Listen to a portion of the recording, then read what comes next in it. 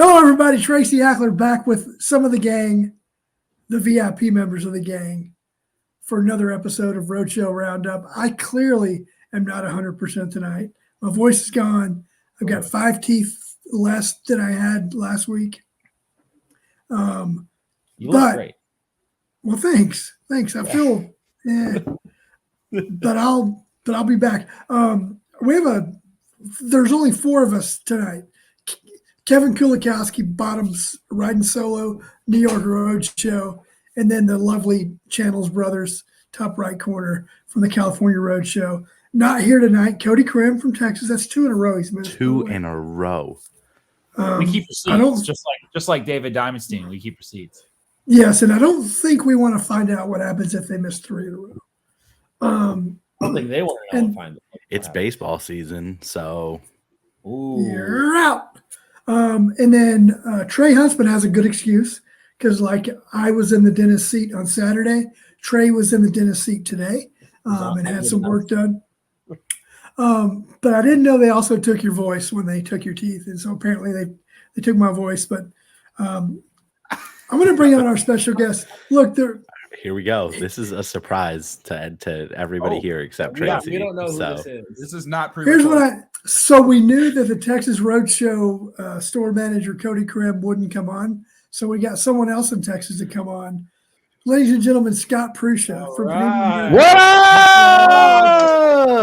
I called it earlier. You called it? Nice. Look at that. How we doing, boys? What's up, Prusha? I'll tell you, this is not what's up right here. Lulu. Well, that's okay. Jalen Brunson bought him a game last night. What's up with the leg, bro? Talk to me here. I mean, we're having a heart-to-heart right before you guys pulled me on.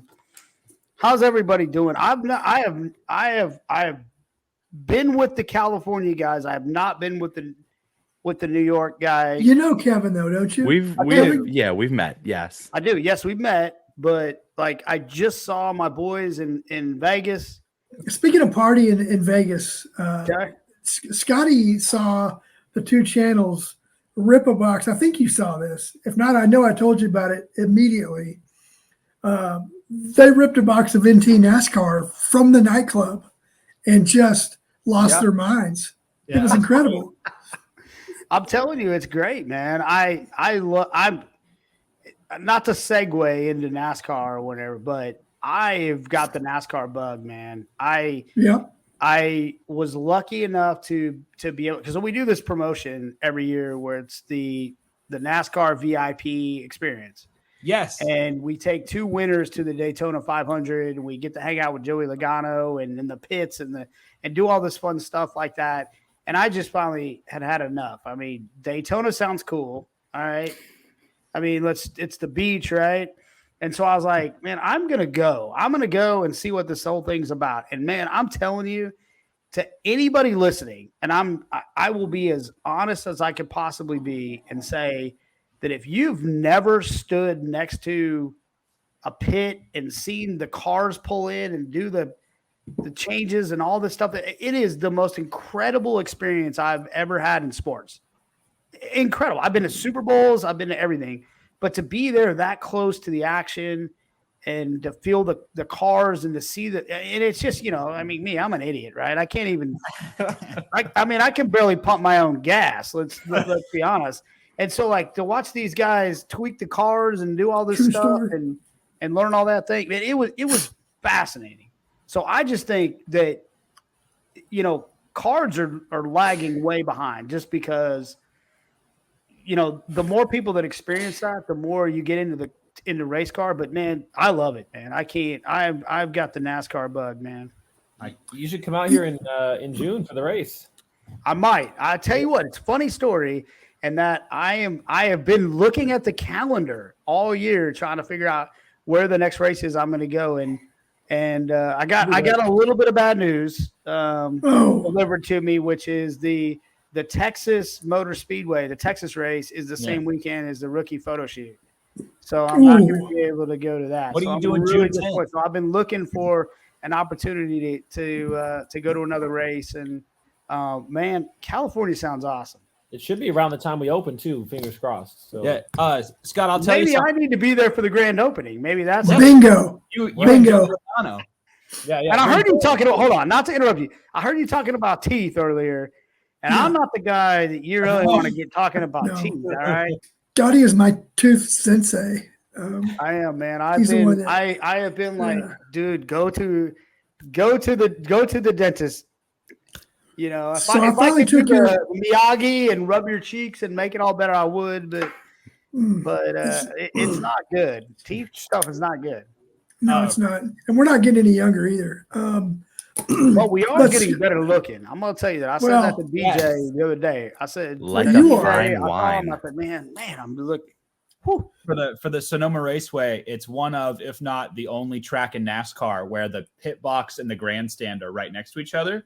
So you can sit on the grandstand and you can walk up. And I was 2 feet from Denny Hamlin as his car's getting changed and the whole thing. And then they took the lug nuts and they throw them up to you right after they come off the car. It's incredible, right? I mean, to be that close when they pull in, and man, I'm telling you, the only other time I've ever seen something as finely tuned as the crew that jumps over and works on the car is me and Tracy when we were together. Like we were like finely tuned, man. The way we did everything. We were a well-oiled machine. And I'm telling you, I think NASCAR took like a little bit away from us, like what we did. So, Well, I think you're probably right, Scotty. I don't know if we gave Scotty the proper introduction, but he is the marketing director for Panini America. Has been with Panini Toothless since Wonder, I think, is my new nickname. the Toothless Wonder. He doesn't know the Tooth Fairy clearly, because the Tooth Fairy would bring him something sweet for that. But like Scotty, at some point soon, we both will have implants in our teeth, which is We will.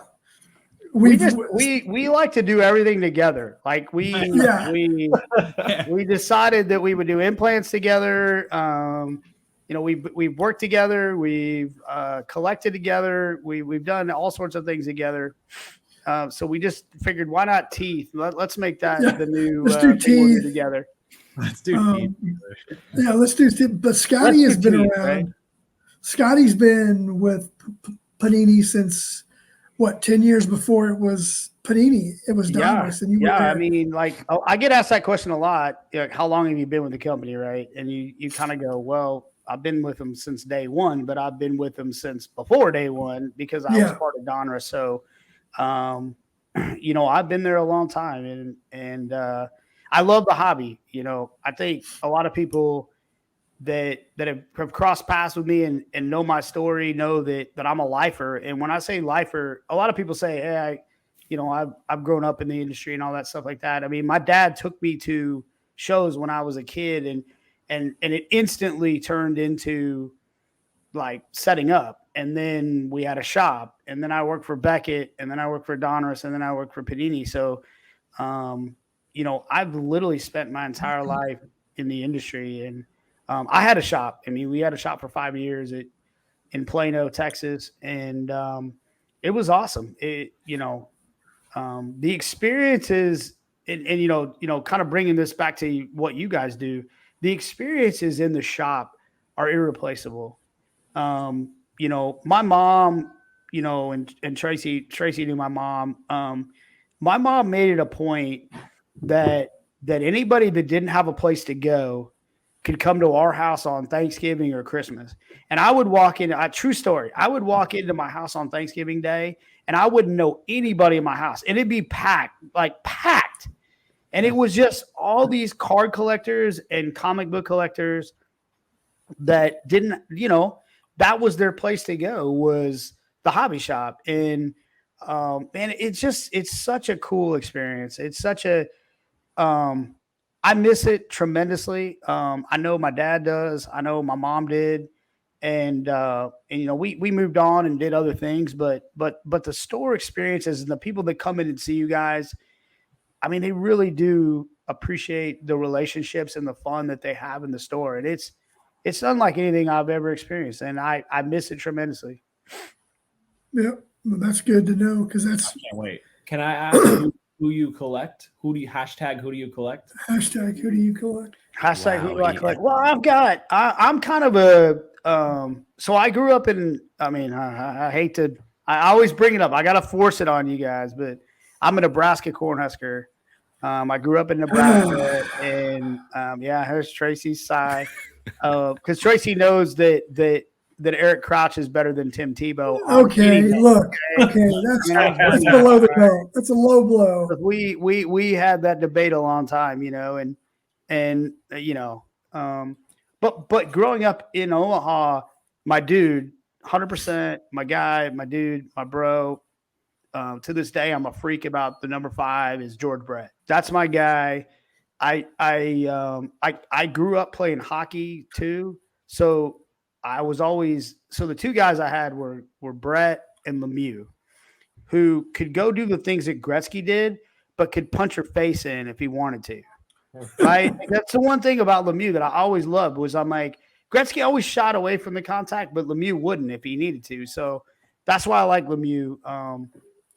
And so those are my two guys, and I guess my third guy is Jason Kidd, and that was mainly because my mom, when we had our shop, going back, kind of tying it back into the shop thing, was Jason Kidd was a rookie, so we just loved the Jason Kidd hype and the rookie. I mean, I sold more Jason Kidd rookie cards than anybody maybe on the planet back when we had our shop, which was really cool. And he did a signing. It's a funny story. Tracy knows the story. He did a signing in Dallas. It was the first time he did a signing in Dallas. And he came and he did it at a Kroger grocery store or it was one of those like Kroger or Tom Thumb. And my mom was like, we got to go meet this guy. And we went and we were the first people in line. And he showed up right on time, which was great, signed our ball. And I tell people to this day that might be the first thing that he signed in Dallas as a Maverick, which is cool. So when he got inducted into the Hall of Fame, we're a partner of the Hall of Fame. I actually took the ball to the Hall of Fame and had him inscribe HOF on the same ball that he signed, 25 years ago or whatever. So those are my three guys, so man. Cool. That's awesome. I got, that's what it's about, right? It's not about value and it's just about your memories and that's what makes our hobby so great, Hey, Kevin, why don't you real quick tell Scotty what your son's name is, and maybe y'all can talk about the mutual admiration for the. My son's name is Scotty Prusha Kulikowski. No, my son's name is Luca with a K, named after the savior of the Dallas Mavericks, Luka Doncic. So that was one of those. I thought that argument was going to there be it is. a lot skinnier in that photo. That was one of the arguments that I thought was going to be a tough one with my wife. But surprisingly, it wasn't that bad. I mean, I think when I started with Dirk first as my true Maverick hero, nowhere to go but up, and she absolutely shot that one down immediately. And I was like, all right, fine. If we can't do Dirk, and I was like, we were never gonna pick Dirk, right? That's just it wasn't it. But and then I was like, look, let's just let this marinate over here for a little bit, and we'll see. So yes, Luca is my little 1-year-old now who has more Mavericks onesies and Luca onesies than he knows what to do with. So I need to send you a rated rookie onesie is what I need to do. Absolutely. But that's phenomenal. Yes. I mean, I'm trying to think. Like when you were telling that story, I was trying to think of where you could have started other than Dirk. Right. I mean, I wasn't going to do like Wang you could have said, "Hey, let's name him Rolando," and you would have been like, "How about Luca?" And she's like, "Yes, let's go." Right. Well, no, Dirk, the absolute first name that I threw out was Shaq, and she was like, "We are not naming our son Shaq." Shaquille Kulikowski. And I was like, okay, fine. I guess that one's not going to work. And then we went from Shaq to Hulk Hogan. And she was like, all right, that's not even a real. I mean, right. What did she not get on Hulk Hogan? I mean, that was. That seems like settle with really Luka. All right. I mean, right. But no, that was my strategy. I was like, all right, I'm going to throw the really outlandish ones out there first, set her expectations real low, and then hit her with a real one. And then so hit her with Luka. I love it. I love it. I tell you, and Tracy has met Luka probably more than I have, but I've only met him once. And I think I've only met him once or twice. Only once or twice? Yeah, I mean, he's pretty quiet. He's very quiet, but I mean, my Luka story is it was at the Mavs golf tournament that I saw him and met him, and I watched him and Boban ram golf carts into each other, and just like they asked me, and I said, he's just so full of life, and he just is like such a unique person, and you can just tell he's in life to have fun. And that's what makes, being serious. We all get stressed out and whatever. That guy ain't stressed. He's having fun. And there couldn't be another person that you know, out there that I love. I love Luke. I love watching him. Man, he's going to be great. I'm heartbroken right now that he's not playing. Hey, a 1-1 series without him is a lot better than I thought. Right? I thought the Mavs were going to get at this point. I finally, we had the bubble, and then I can't remember. So they got bounced by the Clippers, but then they got bounced in the bubble, right? Yes. And my kids were a little, and they're finally old enough now where I'm like, I want to take you to a playoff game. And then I was like, well, I'm not going to take you to a playoff game if Luke is not playing. I don't want their first Mavericks playoff game to be one where he's in street clothes over there. So we're waiting. We're still waiting, but hopefully he gets back. I think I don't know. If Jalen Brunson keeps playing like he's playing, you guys will be just His fine. stuff took a huge bump last night. Had to have, right? What did he score? 41? Yeah, I think it was 41. Yeah. All right. So Tracy, I've never asked you this question, but with you and Scott here, I feel like this is good to sort of get both of your. I don't know where you're at you're there on my screen. You're there on mine. Tracy's above me. Yes. Yep. Okay. So you guys have been in the industry forever, right? You've had a lot of incredible experiences. You've met anybody there is to meet, right? Without saying pick a favorite, right? Because do you have an athlete that you've had just an experience with, whether it be like, oh, this guy turned out to be incredibly funny, or like anything like that? Like, do you have one instance where, whether it be a rookie photo shoot, a VIP party, where somebody like super exceeded your expectations as to, their normal, just go there and sign autographs? That's a great question. I mean, it's one, believe it or not, it's one we get quite a bit. I mean, I'll let you go first, Tracy.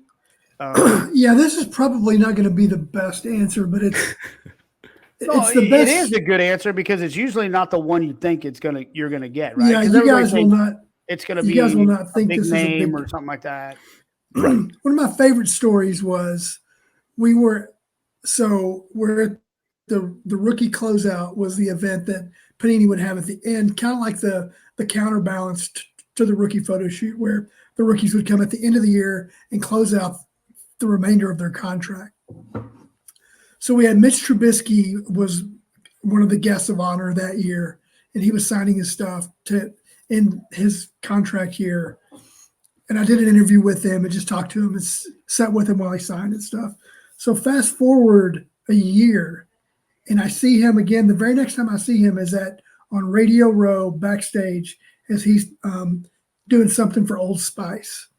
And he sees me from across the room and makes a point he remembered my name, which is crazy. He made a point to come over, give me a big bro hug, asked me how I was doing, how Panini was going. It was really cool because most guys won't remember your name the next day, let alone the next year. And the fact that he could have easily ignored me and I wouldn't have been upset, because those guys are legit big time. They don't need to remember dorks like me, but the fact that he did and then came over and gave me a bro hug was really cool. And I think that exceeded my expectations. That's awesome. Yeah, that's it. And you know what? I'll add to it what Tracy said is that's one of the things that we always kind of talk about when you do these events is you walk away from them and you kind of walk away with a different appreciation for some players that you didn't think going into it that you would. And then from that, you kind of get a sense of who gets it. And you go, you know what, that guy's going to be successful, whether it's on the football field or basketball court or whatever, but you just know they're going to be successful. And there are guys that we've walked away from and go, we won't see that guy in a year. And it happens like that. And you know, our like I'll throw a name out and he'll smile when I say this name, Teddy Bridgewater. I mean, like, we've gotten to know Teddy, and like Teddy would be a guy that would run across the room and say hello to us, and he would. And like that's the thing that's really cool is we've gotten to know players, and you know, but I would say one of the guys that I always answer when I get asked that question is DK Metcalf, and what stuck out to me about DK was he's massive. He's this big guy, right? But he's like the most soft-spoken guy that I mean, and just super polite. Like, it got to the point where I finally looked at him and I said, DK, you don't got to call me sir anymore. I mean, it's cool. We're good. We've been together all day. And he goes, no, that's how I was raised, and I'm going to call you sir.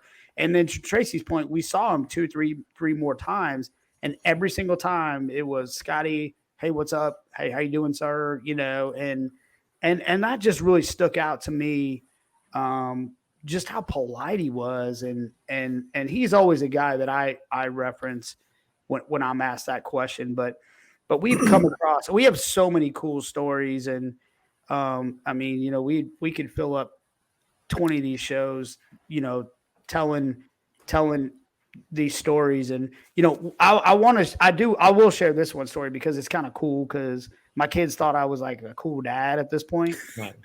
So when Zion, which I'm not, I mean, by any means, anybody knows that I'm not cool.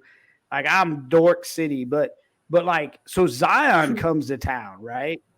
And it was the first time Zion comes to town, and Mavs, the arena's hopping. And I pulled some strings. I mean, like, I do have some strings here and there, and I was able to get really good tickets. And so the arena was packed. Jay-Z and Beyonce were sitting right over here from us. Des Bryant was in front of us, and it was just a who's who in the crowd, because it's Zion, right?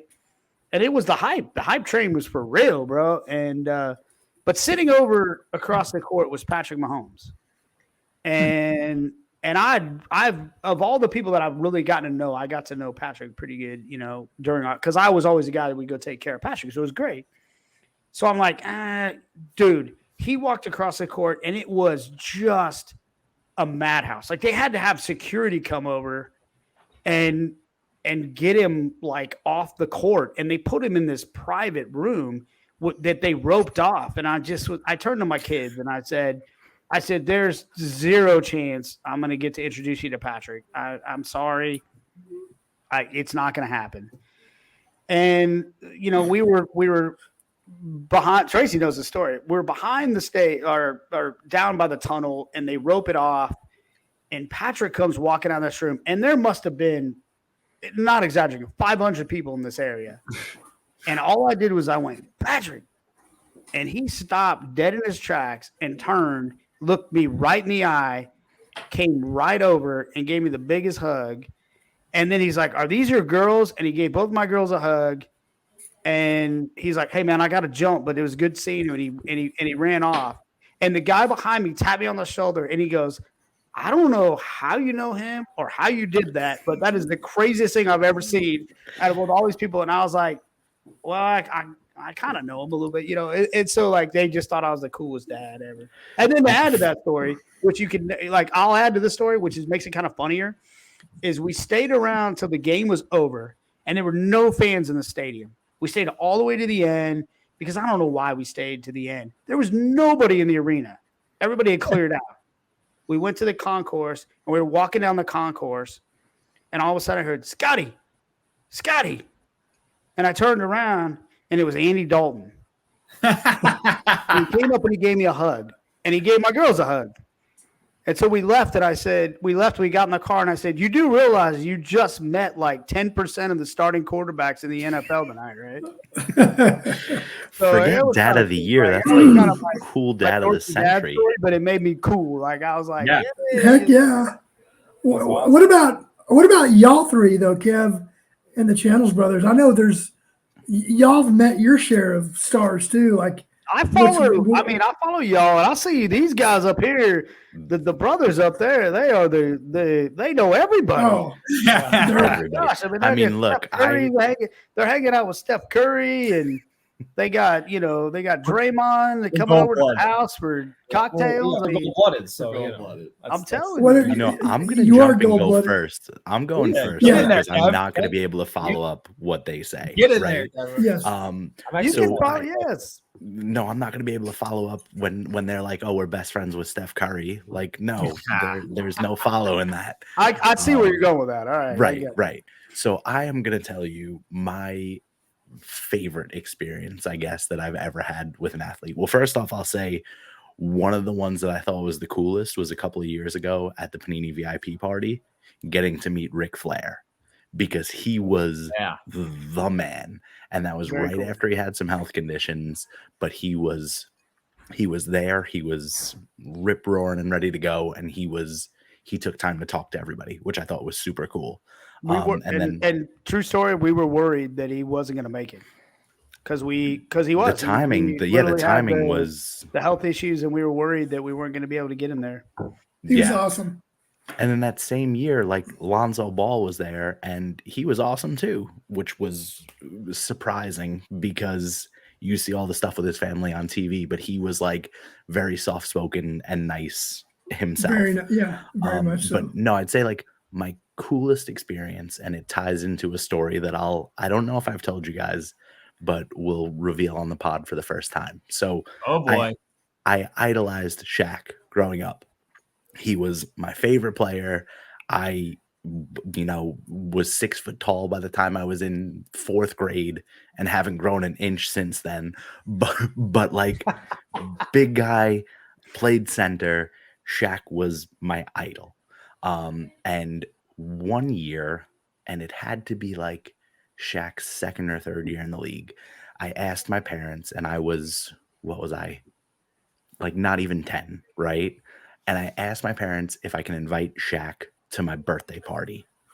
And they were like, sure. Like, I don't think he's going to come, but like, yeah, you can invite him.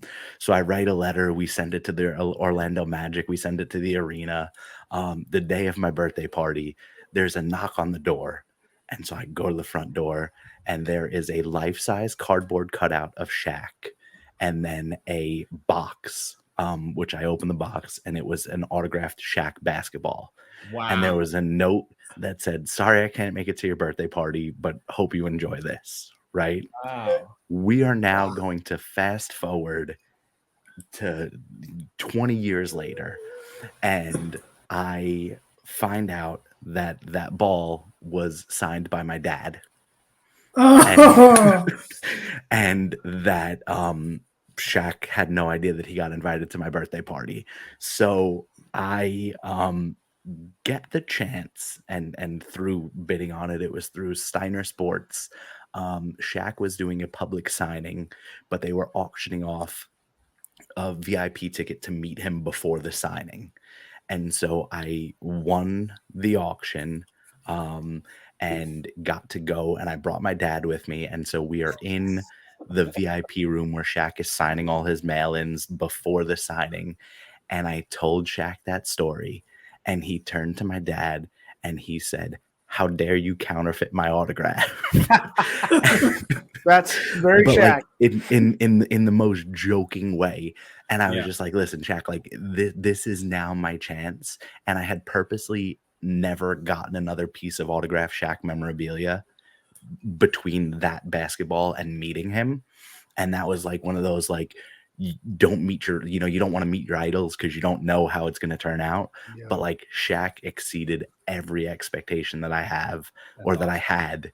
And I got a jersey signed and 7 different inscriptions on there and have that nice and framed up. And so that like is probably one of my favorite pieces of memorabilia because of the story behind it. Do you still have the ball that your dad? I do. Yeah. You should have Shaq sign that too. Like I should have. I should have. But I bought a Mitchell and Ness jersey. Like I did it right. I got the whole, professional frame job done. So yeah. So my like crazy sort of, I guess, athlete moment was meeting Shaq and being able to close the loop on that whole story. that is, I mean, you said you wanted to go first because I would say I don't know if we can. that's an awesome story. I don't know, I got one. Talking about? That's amazing. I guess, but I mean, the little subtle things that they drop all the time, like, oh, Steph Curry asked us about how our shop was coming along. Like, they're actually just friends with Steph Curry. So, Cali, take it away and knock our socks off. I want to start with one here.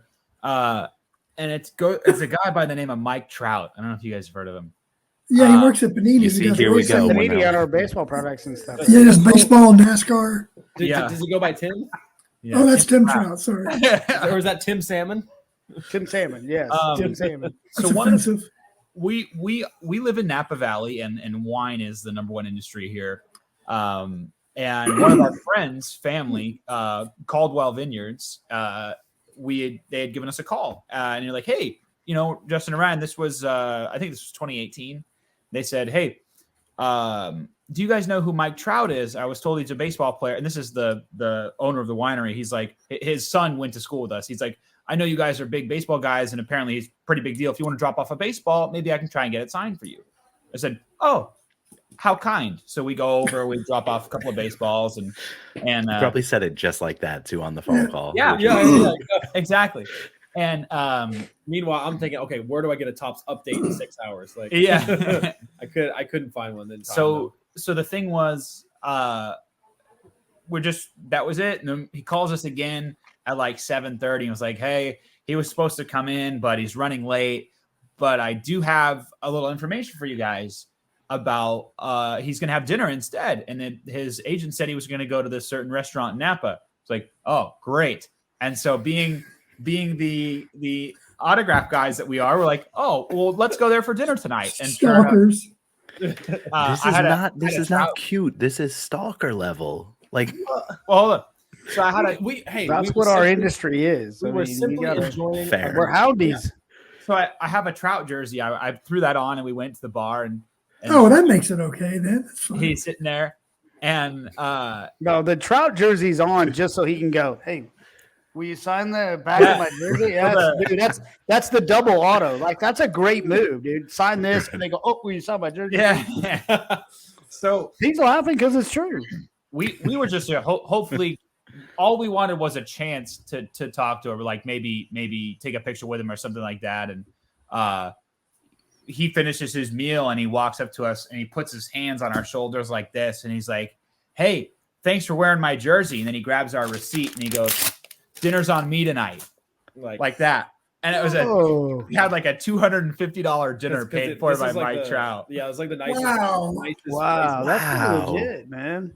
And that's pretty cool. And then he signed our stuff. And then he turned around and went, oh, thanks for dinner. Oh, you sell my jersey? Yeah. And then I brought out a stack of 14 8x10s and was like, can you sign all these? This is where it goes to the next level. This is what took it to, wow, he's actually a really good dude. Wait, there's more than him buying your dinner that brought it. So we had actually, this is all coincidence, all lined up perfectly. At the very first game of the year, the A's did a silent auction for batting practice. Yeah, it was like a charity auction that was like for the community fund, and there was like batting practice tickets to a future game. You can go on the field for batting practice. We got like it was, there was no bids. We're like, we'll throw in a bid. It was like $300 or something for 4 tickets, and we ended up getting them. And that happened to be for an Angels game. That was like the day. It was the next day. So we were on the field pregame the next day. Mike sees us. He's like, "Hey, that's my guys from dinner." And he comes over and like we're signs everything, baseballs. We printed out a photo of us. We took a photo at dinner. He signed the photo, the whole thing. He was Yeah. the coolest. That's fun, at least. Yeah, it that's was really awesome. cool. One more thing too. I'd say you said you shouldn't meet your heroes. Obviously, my favorite guy and who got me into the hobby, like once I started collecting, was Derek Carr. Met him at training camp in Napa, and then I met him again. This was like 6 years ago. Met him again last year. So it's been a long time since I seen him, and this was really cool. I said, "Oh, so good to see you again. I saw you in Napa at training camp, this and that." And he was walking, and he stops, and he goes, "Did you?" Turns around, and I go, "Yeah." I was like, "You're my favorite player. I work in cards now, and collecting your cards really is what got me started, and this and that." And he's like, "That's amazing." He goes, "What's your name?" And he shakes my hand. I said, "My name's Justin." He goes, "Justin, thanks for coming out and thanks for supporting me." He goes, "I'm glad I could be a part of your journey in some way, and let's go Raiders." And I was like, "All right." This like, is also after he made an eagle too. He Yeah. like hit an amazing shot. It went right in. he chipped in an eagle. He he was comes so walking up. off. That's He's why he like- was in a good mood. That's Yeah. why he was. Yeah, it was Yeah. really cool. He was really cool. So I'm very pleased with that. So, and So then, you know, Tracy, do you want to jump in on Derek Carr or me? No, you can. You can jump in. I mean, it's Yeah, gonna sure. be real simple. It's gonna be real simple. We work really close with his agent. We're really tight with his agent, and his rep. Maybe two of the best people on the planet. yeah, And we've done a lot with Derek and supported his foundations and whatnot. And any requests they ask, one of the greatest guys on the planet. Like I'm telling you, you ask like very, very honest and sincere, great guy.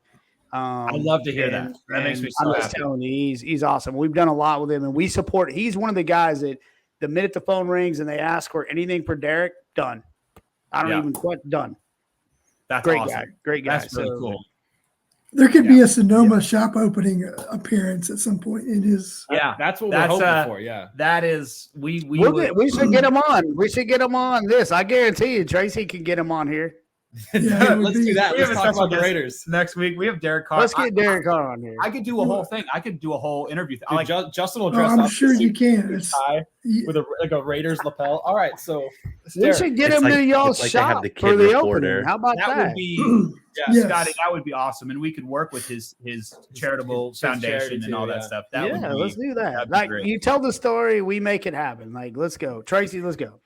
All right, do it. we're gonna Shout get out it to done. Carla H. We're gonna call Carla you. H. I don't know if Carla Yeah, H. is yeah. gonna watch, but dude, shout out and we'll make it happen. Yes. She might I become don't one know of our as many people in AWLs. New York though. I don't Yeah. know. We'll figure it out. Yeah, we will figure it out. right. Yours has got to be Steph Curry. yeah, I mean, mine has to be Steph Curry. It's funny because it was. I feel like this has all just been happening for so long that it's like we would get his autograph in person at games and at golf tournaments. And after a while, it's like, okay, I've gotten his autograph in person like 6 times now. Like you see him and it's like, okay, I'm no longer like nervous about this. I'm no longer starstruck. And eventually you just get like kind of comfortable and you start talking to him and it's no longer about like, oh my gosh, like I need to get this signed. It's like, oh, like, hey, can you sign this for me? Like, and then you can actually have a conversation about, the item, about what it means to you, what you're working on. Like for example, I'm trying to get an all-star jersey signed every year that he's been an all-star, just working on the set. And he'd be like, oh yeah, Steph, like, I've got 6 of the 8 now. Like you might, hit this one up. He's like, all right, man. He's like, yeah, good luck with the set. I'll see you next time. Like, and then you start to build these little conversations throughout. And it turned into something. So basically my story that I was saying with Steph Curry is, there's two notes I want to say is, I feel like Steph Curry has the very rare trait that I feel definitely everybody here also can, has, and people in the Roadshow and any what a really good person does is when there are people around them that they enjoy, they will, unconsciously, but also work hard to make those people look as good as possible. Like they will lift others up, without, making it obvious. Like, well, and I feel like celebrating the success of others as well. Right. Like, so I feel like every time that we go to Steph, it's not about like, oh, I'm Steph Curry. Like, look at me. It's like, oh, look at you guys. You guys are, you're opening a shop. That's amazing. Like you're doing so well. Like, I'm proud of you. Like, you've moved up, and it's just like, just doing like even little things like that, like during the game when we were there with Jimmy, like he was on the court during an opponent was shooting a free throw, and like he looks over at me and like nods his head, gives us a little 3, like just like kind of like, let's go boys, like, and Jimmy just looks at me and it's just like, dude, that's so cool. And it's like we had told Steph that we were there with our boss, so it's like I guarantee you he's like, oh dude, I'm gonna make him look good in front of their boss, like. And then the thing is, you tell him where you're sitting. It's like, oh yeah, we're sitting over in section right over there by the side, and he's like, okay, yeah. You know, so it's just like it's really fun to see someone who actually cares and knows, like they understand what they mean to you.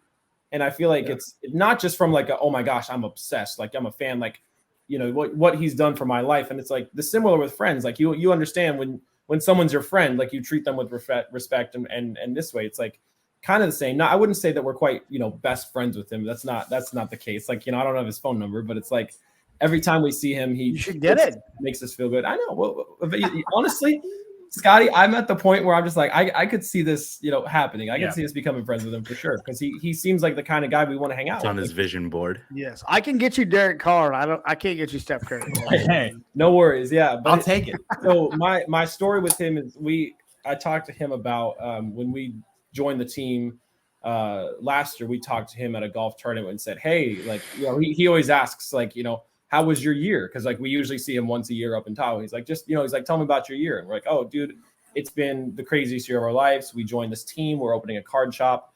And I basically told him like none of this would have been possible without you, because I met every single person that I've met that led me to where I am today via collecting your cards. And I said all those things that you've signed for me throughout the years and all those interactions we've had have helped me get to a position where I'm in with the people that I've now met. And I was like, I want to thank you. And I said, and you got to come by the shop one day and kind of see all the stuff, the memorabilia, the autographs. Like I said, it would mean a lot if you could come check it out. And he's like, oh, I would absolutely love to. And he asked me, he said like, well, what do you have? And I was like, telling him about like all the different like cards and like things. And, I said, I basically have everything but a game worn jersey. And he goes, what do you mean? And I said, well, I just don't have one yet. He goes, yeah, you do. And I was like, what do you mean? He's like, give your information to this guy. And like, so he's going to hook it up with a gamer at some point. I just don't know. I don't know when. That was like 9 months ago, but I'm sure he's, just busy. But he didn't forget those kind of things. And the cool thing too, is I've been there aside all of this. And so it's both of us. It's this relationship that we've built with him. And, the year COVID took over Edgewood, there were no fans allowed inside. Ryan and I still went, and we figured out where Steph was, and there's like a gate where you stalker alert. And no, he's it's all love though, Tracy. No, it is. Oh no, it is love. It's love. No, I got it. Right. I've seen this movie on Lifetime. They say that it's love too, and then it's we're on the side of the fence. It ends in a restraining order. Yes, restraining orders. We're the only ones there. Get him to sign that, and you'll be all right. Dude, sign the restraining order. Yeah. He comes over on his golf cart. We go, Steph, and he's like, he sees us, gets out of his car. He walks right down to us. He goes, I thought there were no fans allowed. He goes, man, y'all are some crafty fellas. I swear to God, like this whole thing. And took care of us. At the start of his conversation, he didn't mention when we first saw him. He goes, hey, he's like, it's you guys. He's like, I signed for you guys through the fence. He's like, I can't believe that. Like, it's just that out of the box kind of. It's fun. It's more of it's kind of like a respect thing, like Ryan said, where it's like and you're never pushy. You're never you never ask for too much. You just you're there and you have this, and then eventually, like you said, you start to build those relationships, and we have that with a few athletes now. To where it's turned, and it makes the games a lot more fun. Like I'm a huge fan of Zion after how he treated us in Sacramento and that whole thing. It was awesome. I can't wait for him to come back. Little things like that. And it's the same with Derek Carr. It's the same with Shaq. It's the same with all these guys. Yeah. Like I'm not a big football guy, like at all. And like if you asked me to name what teams or what divisions, like I couldn't even do it. But when it comes to Derek Carr, I'd run through a brick wall for this.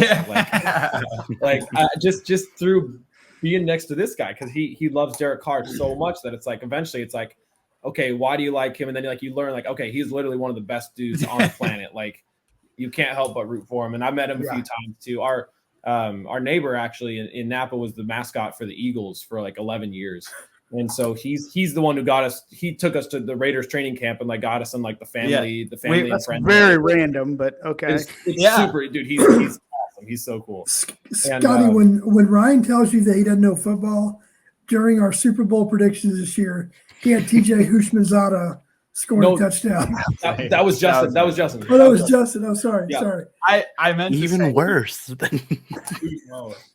But really, the question is Hushmanzada or Hushmanzada. I mean, that's I thought it was Hushmanzada. Tomato.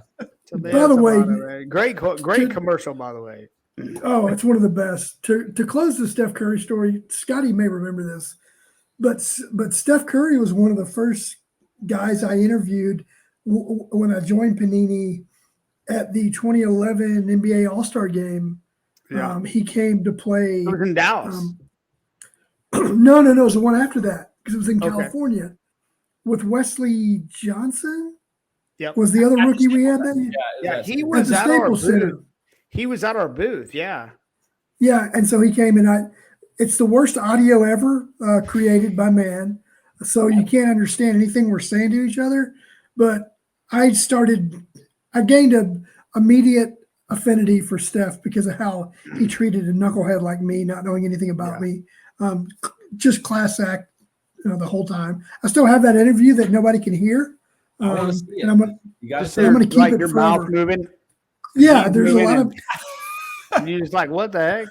Yeah, it was not our best. Funny story, and Tracy may know this too about Steph Curry is so before Tracy joined Panini, I would do all the interviews. And so I went to the first rookie photo shoot and I did all the interviews. Where that footage is at, I have no idea.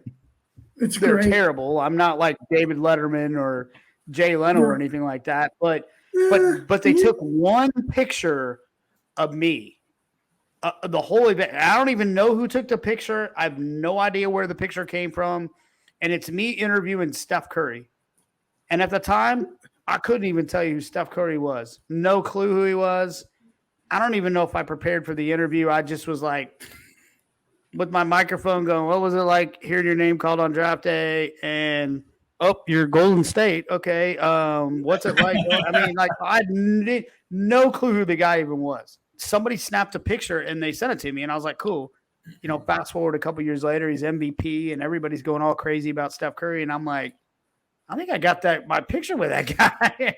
And there it was. I mean, that's awesome. You brought up meeting your heroes. I've never met George Brett. Really? Never met that's him. Crazy. No. And I've made it a point kind of not to. I mean, just, I don't know. I mean, there's guys that you idolize and he's just on the different level. I've met Lemieux, but it just, for some reason, it just never aligned where I met George Brett yet. So, I mean, one of my favorite stories, because I've been blessed, like a lot of us have, to meet a lot of the players I grew up idolizing. But I'm so thankful that Tone Stakes was there the day I got to meet Carlton Fisk for the first time, because I met him and it couldn't have been better. One of the highlights of my career as well. That's your guy, Carlton right? Fisk. Yeah. I mean, and again, you never know where things are going to go. So you're going to go full circle, right?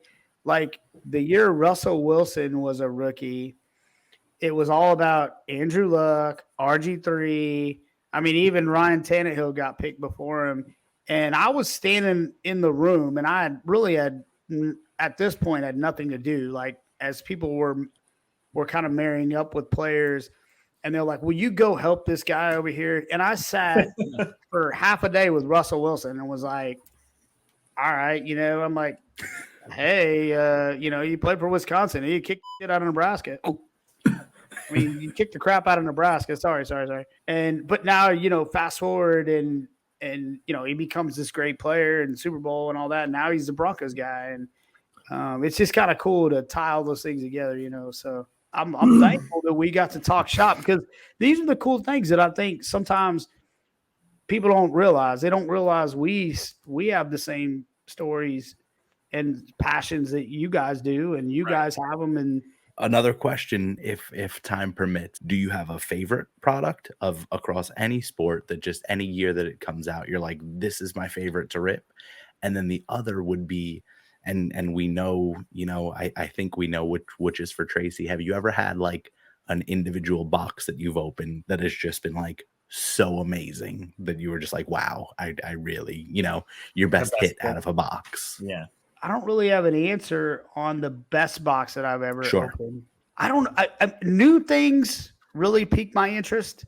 And so, I could not wait to open a box of WWE Prism. Like, I don't know what it was, man.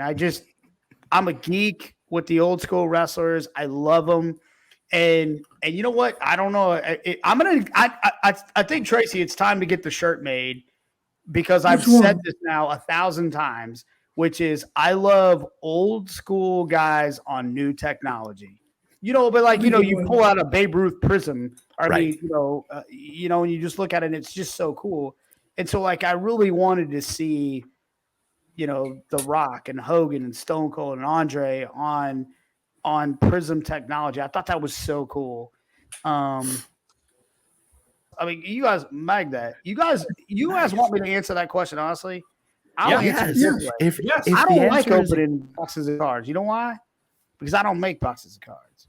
I like opening Father's Day and the National and Black Friday and Player of the Day and things like that. And the only reason is because I get to make those things. And I don't know how many people really know that I also wear it like that. That was one of my cards right there too. Pink parallels. Nice. Yeah. So I'm going to give you a specific shout out then on Father's Day packs. And now I'm curious because I don't know how many people know this, and I'm sure some of our AWLs who are big soccer fans will. 2018 Father's Day is Mbappe's only Panini rookie card that actually has an RC logo in it. I'm very proud of that card. Was that done strategically? I mean, that is a big money card. That is the only. It's sitting there. Is it big money card? Like, I don't know how many people know about that card, but it is. So as the soccer boom has come up recently, I think PSA 9s are doing like 1,500 now, and then they go up from there. How do I not have one of those? No, I'm just kidding. I don't. And you don't see him because in 2018, Mbappe wasn't who he is today. And what did it look like? It's really cool. One of the things that I try to do in those promo sets, and they don't get enough love, I'm the only person that gets to put everything in there, right? Right. I have an open canvas to put whoever I want in there. All right, so then while we're sticking on this, and I guess this is a question because I'm sure a lot of the folks listening, as well as myself, don't know the answer to this question, is when a product development team, whether it be basketball or whoever it is, when they're building a product, what kind of lead time do they have from when they start creating that product and a checklist to when it launches? And then versus with you doing the promo packs, are you on a smaller, or not smaller, but tighter deadline where you could make changes because it's happening a bit quicker? I've always tried to make them as timely as possible. And that's been my argument on why the promos should always be timely, up to date, is because they aren't a launch. It's not Prism. It's not Donruss football or whatever it is. It's a promo pack. But if the promo pack can be the most up to date, then it does have added value. And that's how I've looked at it, as having added value. So the emphasis we put on the promo packs is to make them timely, and that gives them their extra value, so to speak. That's awesome. That's very cool. I thoroughly enjoyed that. Well, behind the curtain. I've been ripping those packs for years. It's fun to hear that story. Well, I appreciate it, man. And Tracy knows. He sat next to me for years, and it's not easy. I get to tinker. I love to create, and I'm also on the marketing team, so I feel blessed that I get to create sets because that's what I love to do. I always wanted to do that because I'm a collector too, and I was just like, man, if we could do this. So if you go back to some of my earlier sets, I would take a picture of them wearing the hat, and then I would cut that hat up and say, that's the hat that they're wearing. And, it's gotten more sophisticated and a little bit more challenging to do some of those things. But I always try to do what I believe the collector would like to do on those promo sets. But the reason I say that is because the product guys that build things like Prism and Flawless and Treasures and Immaculate, man, I mean, I'm not going to sugarcoat this. They're some of the most brilliant people in our business. I mean, I'm friends with them. Tracy is too. I mean, I know them well, and they are brilliant. They know cards. I am at no way on their level, and that is the next level. I mean, they are. Except for Trout. What they do, what they do is incredible, and the amount of work that goes into one launch is crazy, and for them to be able to do that many launches in a year and make sure that they have the value and everything like that, and to be innovative, and it's amazing. It's fun to watch, and that's what makes it so cool to be on the manufacturer side to see that stuff. I do have one more question for you, and this one might be an on-air. This one might be an off-air. You got me quartered, man. You got me quartered. You guys, you're on the hot seat, Scotty. Listen, this is going to be a good one. The hot seat. Do you have a question with national season coming up that you get asked more specifically than any other question at the national from consumers or customers? Well, do you really want to know what the number one question I get at the national is? So I have in my mind what I think it is. Let's hear it. Where's Tracy? 100%. Like, I'm like, what am I? I'm like, seriously, 100%. Because I don't want to talk to him. And I'm like, man, I'm Scotty. I mean, I don't know where he's at. He's over there. He's over there. He's over there. I don't know where he's at. That's the hands down, to answer your question, the number one thing I get is, where's Tracy? My job when I go to a show is to be in the booth from the time it opens till the time it closes, to answer questions and talk to our loyal customers.